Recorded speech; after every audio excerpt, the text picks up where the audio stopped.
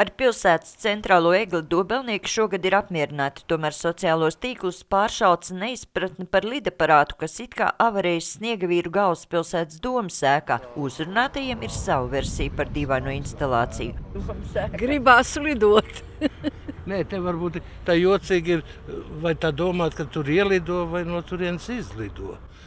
Gatavojas. Nezinu, varbūt vēlēšanas. Sakarā vēlēšanām tas ir grūti pateikt. Novada arhitekts gan visus sveic ar ierašanos kosmodromā, jo šā gada Sniegavīru sajiet tēma ir astronautika. Laukumā nosēdies arī kosmosa kuģis un izkāpis astronauts, kur tēlā var iejusties ik viens, bet avarējušais gaisa kuģis parodējot mediju ziņas.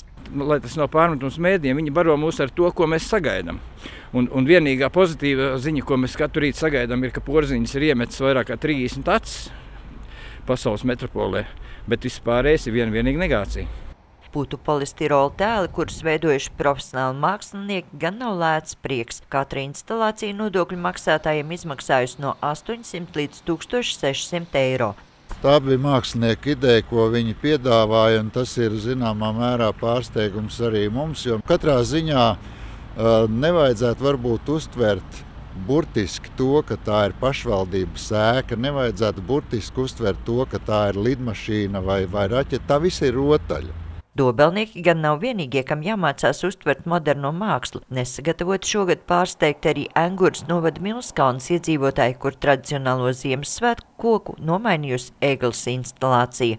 Naktī vakarā jau viņi labi izskatās, bet pa dienu nepārāk.